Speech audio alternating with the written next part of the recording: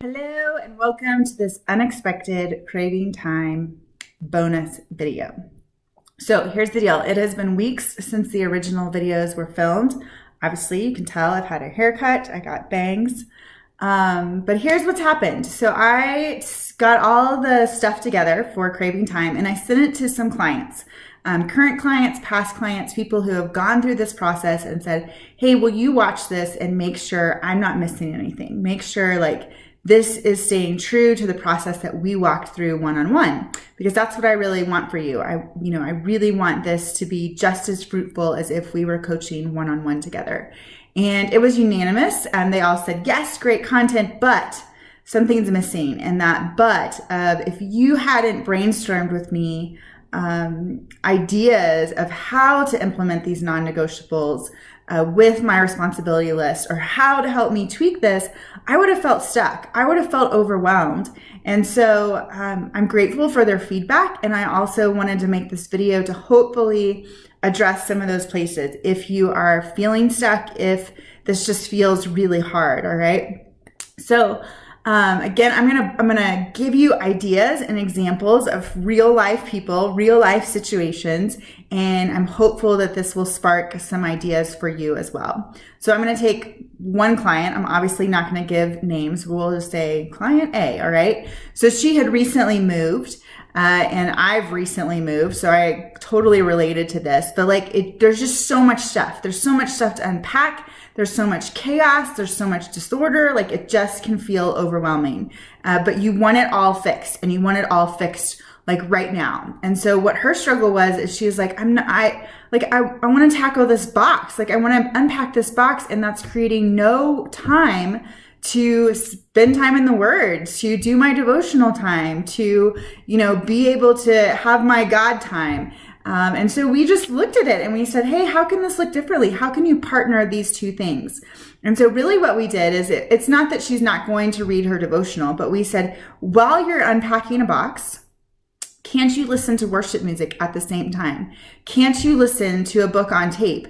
Can't you listen to the audio version of the Bible? There's just lots of options of the way that she can get God time in while she unpacks the box. And so what we decided to do was set a timer for 45 minutes. She works on whatever it is, whatever box, whatever room, whatever space, whatever it is for 45 minutes. And then once the timer goes off, she knows she has an additional 15 minutes to kind of reestablish okay, I need to, push all this away and start my day, which she homeschools. So she needed to kind of kick it into gear and start homeschooling at that moment.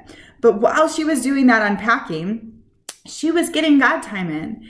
And unfortunately, we have created rules for ourselves. And a lot of times we're not even aware of the rules we've created for ourselves. But to her, God time equaled sitting down in a chair for 45 minutes to an hour, reading her Bible, journaling, and spending some time in intentional prayer. And I want you to hear me very clearly. There is nothing wrong with that. That is all really good.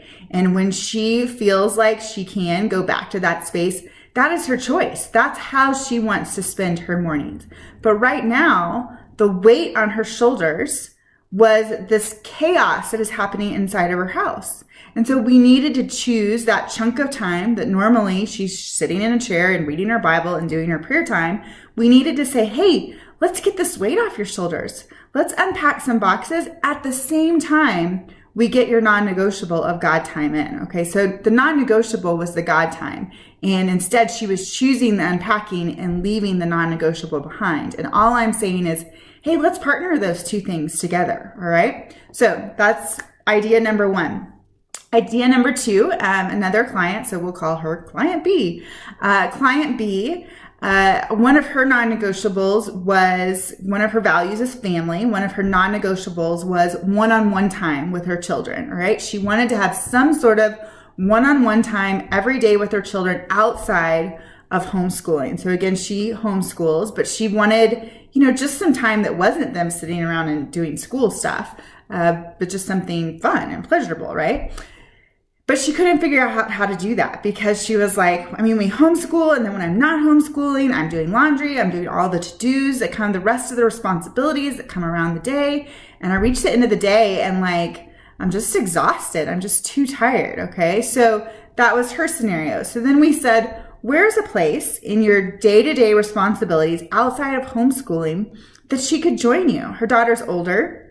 She's a teenager. And really what we came up with was dinner time, prepping dinner. Her and her daughter could choose to use the dinner time hour, that mealtime prep hour, setting the table, getting everything ready as one-on-one time together. And so at first she was like, oh, maybe she's gonna like not like that idea. But sure enough, she pitched her the idea and her daughter was ecstatic. She was so excited to participate in that and be part of like, yes, mom, let's do this together kind of deal. So again, she had put on this rule for herself. She had assigned this rule for her, like, unless everything's done in my day, then I could have one-on-one time with my daughter. And instead what we're saying is, no, the one-on-one time with your daughter can get incorporated into your day through your other activities. So this isn't a do this, not that. This is a, hey, all of these responsibilities like cooking dinner and doing laundry, those things still exist. They're not going away. We understand that.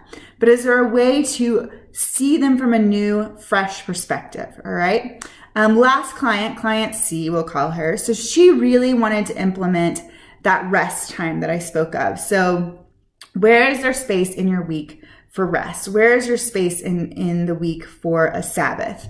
And you know, I teach a class on Sabbath that she had heard. She's read lots of books, and most people speak of Sabbath being implemented on the weekend because it's a natural break and natural rhythm for most people, but not always. I mean, when I worked for a church, for 20 years.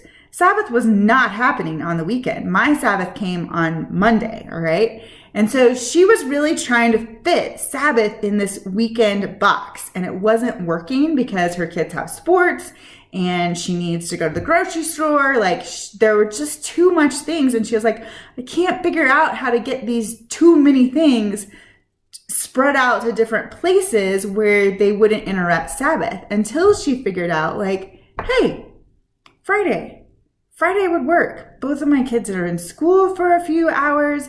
I could, move some of my work hours to some different days of the week, and I could have this chunk of space on Friday that could be rest, all right? And so the tweak she made is saying like, oh, this doesn't have to fit in this mold of what everyone else has always done. This can fit in my own space. The second mold she broke was, people speak of Sabbath and they speak of rest and quiet and stillness and reading and, all of that kind of language you hear with the word rest. And she tried that. She was like, I tried it.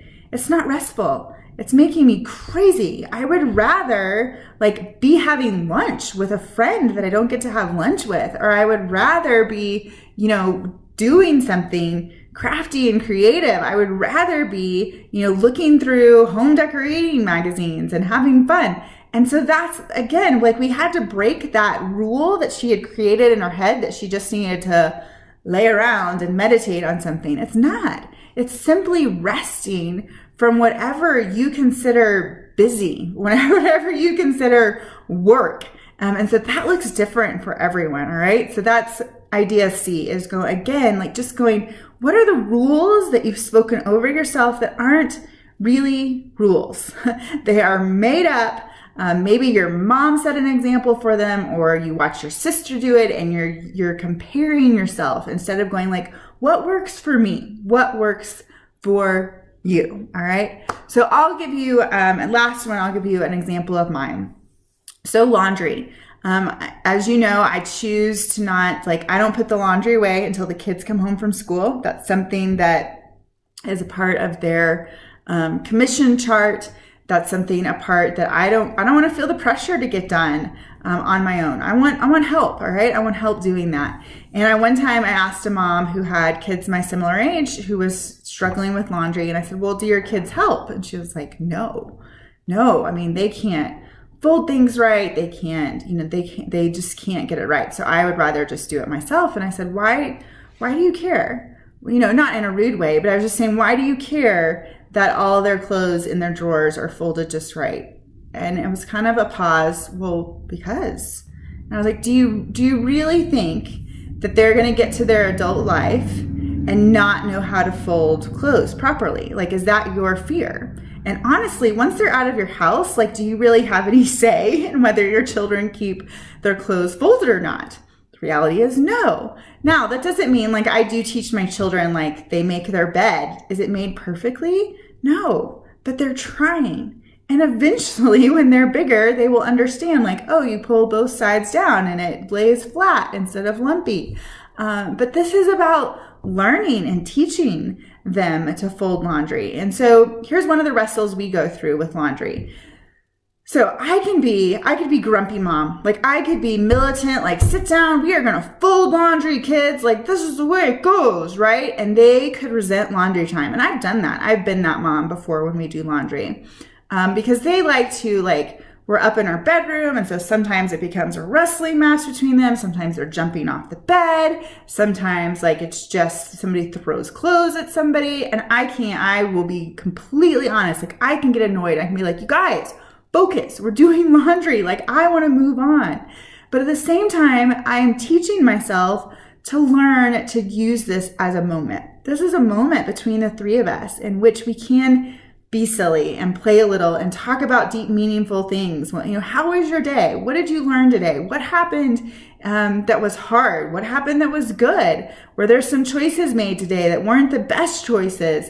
We can talk through stuff during laundry, all right? So we can use it. I can either choose to use it as a parenting moment that I have, or I can choose to treat it as a task and a responsibility. And I am training myself to choose to use it as a moment. And so that's where I would just really encourage you. If you are wrestling and you are going like, I see my non-negotiable, it is not fitting, all right? It is not happening in my day. Then what's the creative, what's the outside approach, way to get that non-negotiable happening? Or what is the way that you can approach your tasks and responsibilities from a heart in which is driven by your values, driven by the way God has wired you to be, all right? So this is not an advertisement to buy more coaching stuff, but because I did this one so that coaching would feel affordable to every person who wanted it. But if it is possible, if you are feeling stuck, and if you have the possibility of adding on, 1 or 2 Voxer calls with me, I could probably do a lot that way.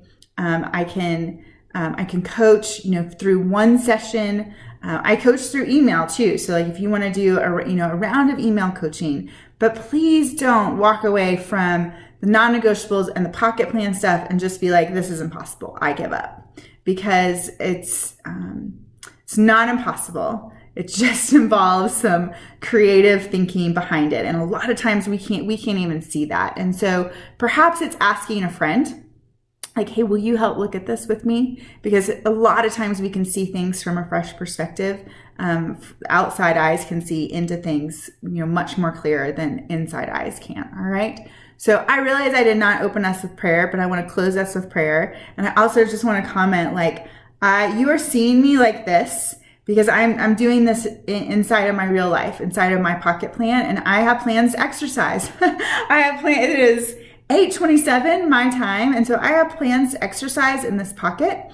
And I knew if I went on upstairs and I put on makeup and I got myself kind of video presentable, that I would not work out. I just wouldn't. I wouldn't want to. And so I'm in my workout clothes. I chose to throw in a sweatshirt over it and just say, this is me. This is raw and real me. And so those are the types of rules you have to break in terms of me going like, is it acceptable for me to do a video without makeup and fully presentable? Some people would probably say no, but I would say like, this is real life and this is what it looks like. And I have to make a choice. If I was going to get this information to you, which has value to me to get this information to you, then I had to do it differently than maybe the outside world tells me I should. All right. So let me close this time in prayer. God, I just give you this woman, and if she is wrestling, if living out her non-negotiables and living into our pocket plan is feeling hard, God, I just ask that you press upon her the way around it. I ask that you bring someone into her life that can speak creativity and can speak truth around the rules that we tend to speak to our heart and to our mind. And so, God, just break those rules and allow her to see a life from a fresh perspective, a life that you intend her to lead on this earth and live out abundantly, God. That's our heart desire, to remember that time is yours. We are not in charge. We are not in control of it. Time is yours. We need to be good stewards of it, and we want to live out this life that we have here on earth, this pocket of time that we are on earth until we get to come home to you. We want to live it out well. We want to live it out from your perspective, being in the hands and feet of Jesus. And so we just give that to you. It's in your name we pray. Amen. All right. Bye, ladies. Hope this was helpful.